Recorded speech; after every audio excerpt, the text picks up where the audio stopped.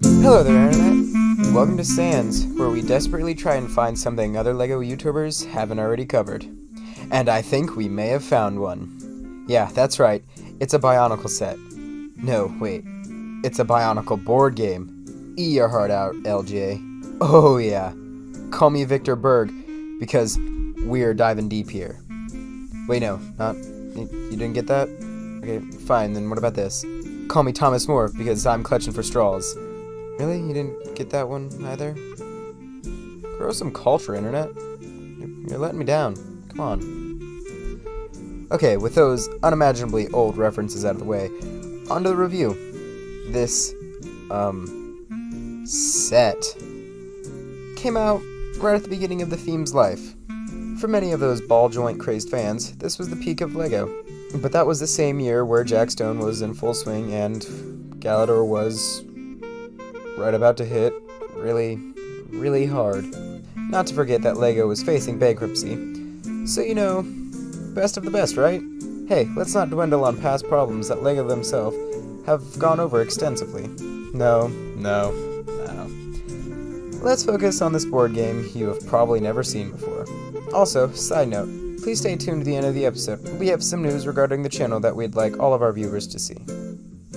This game, Quest for Makuta, Bionicle adventure game, was co-made by RoseArt and LEGO.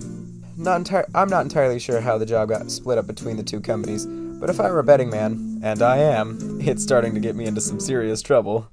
The design of the game was spearheaded by RoseArt, as well as the fabrication of the board, chips, tokens, dice, and just about everything. The only thing I think LEGO did was molding the Makuta temple piece, and maybe, just maybe, the stickers that the game came along with. But the stickers thing is a 50-50 shot. While the temple, I feel pretty confident in saying that that was LEGO. Just look at the thumbnail of this video. The one, almost LEGO piece of this set is pretty cool.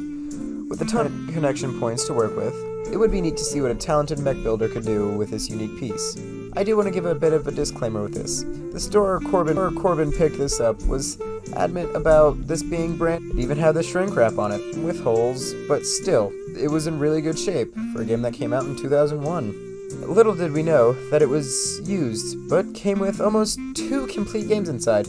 4 extra pawns, an extra sticker sheet, a second temple, which was actually really cool, and a stupid amount of tokens that he was unwilling to count. He did go through it all, and turns out, even with almost an entire second game there were still 2 pieces missing. A bit hard to play a game when 2 pretty strategic things are absent. We powered through this setback anyway, for you, the sweet viewers, just to let you know how much we truly care. Thankfully, we were given not 1, but 2 game manuals, even though there was only supposed to be 1 in there. So I know for sure what is supposed to be in the game. I know I'm complaining about getting a bunch of extra stuff for free, but it really ruffles my feathers that there is 2 incomplete sets here, especially when the game is supposed to be new. I didn't want the pieces to be wrapped up in a dime bag. I most certainly didn't want to be given a used game and be told that it was new. I will not let this affect the review, just my opinion of the store. For all of you die-hard fans out there of the lore of this toy, I want to apologize before I start utterly butchering these names of characters, locations, and items. With that preemptive apology done, that out of the way, the game should come with 20 interlocking boards, 6 Toa character cards, 12 Taruga tokens, 24 Pinohoi tokens, 9 tokens, or 8 if you were lucky like Corbin, 24 Temple Key tokens, and again, 23 if you're lucky, 57 Evil Raha tokens, 3 special power dice, 1 quest rules and story booklet, 1 Makuta temple piece, or 2 if you were lucky, which I'm actually pretty happy about that there are 2, and 6 Toa pawns. These Toa pawns are the player pieces and kind of your minifigures for this set. So let's take a look at these figures. There is Anua, Toa of the Earth, and this guy is all about balance and earthquakes. Lots of earthquakes when people make him angry. Tahu, Toa of Fire and the oldest of the lot. Not to forget the most popular of the Toa. Here we have Lua, Toa of Air. I know he's green and should be the Toa of the Jungle or something. I'm getting all this information from the game's manual, so if anyone has an issue, take it up with RoseArt and LEGO. Gala, Toa of Water. Fun fact, she's the only female among all 6 Toa, and also said to be the wisest. The Frosty Boy, Kapuka, i.e. Toa of Ice. Just as you may have guessed, he is very cold and calculating. Lastly, there is Potu, Toa of Stone, not to be mistaken for Anoa. They are just different aspects of Earth. Now that the background is set, let's prepare the board and get ready for the game. FYI, the setup for this game takes a lot of time. Much less time if there are a few people putting it together, but still, a lot of time goes into this. First things first is to shuffle up the board pieces and start connecting them randomly. If you don't want to play like that because you aren't a sociopath, then take my advice here. When setting up the board, pay attention to the portal symbols when matching them up. It will make your life a million times easier, and make the setup about 15 minutes less. Then match the tokens with their respective spots on the board. Some go at random, and others need to be in a specific location. This right here takes up a lot of time. Once done, each person gets a Toa collector card that matches with their pawn. Each person rolls the green die, and the one with the highest number goes first. Surprise, surprise, it then goes clockwise. What is the objective of this game, you might be asking? Well, let me sing you a song of a hero.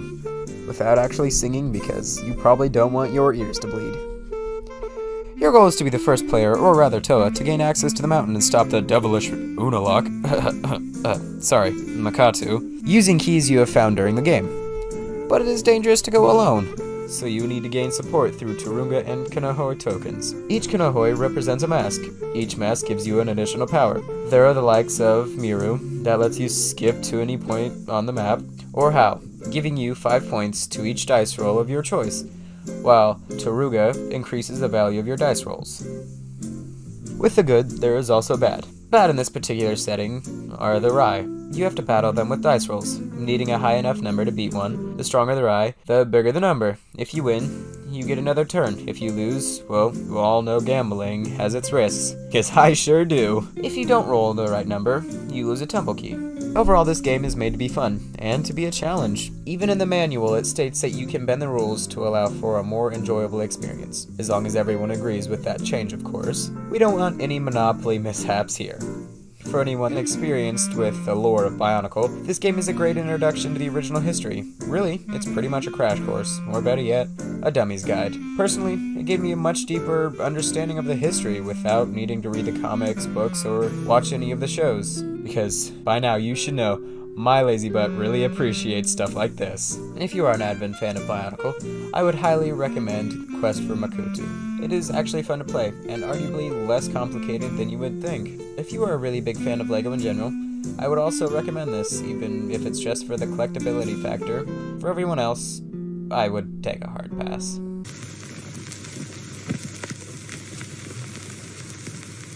Interrupting breaking news. The random winner of the 5 Unikitty blind bags is, drumroll please, Home Lim.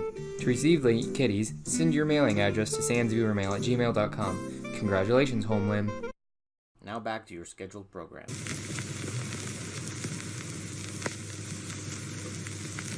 Thank you so much for watching. I want to apologize about not being able to upload this past Tuesday. Something personal took place and we were unable to work around it. Corbin and I have also decided to change the giveaways a bit. We aren't going to stop them, so don't worry about that. However, to make it easier for everyone involved, the giveaways will only take place on Minikit Maker episodes. This way, it will be much more efficient for anyone to find the results of last week's giveaway, as well as the current week's.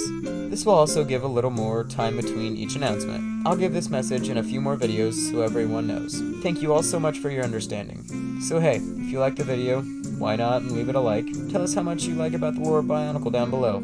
Also, subscribe to see more A+ content like this. Well hey, would you look at that? We're also on Instagram and Twitter, so stop by and say hi over there. I've been Taylor with Sans. Thanks for watching.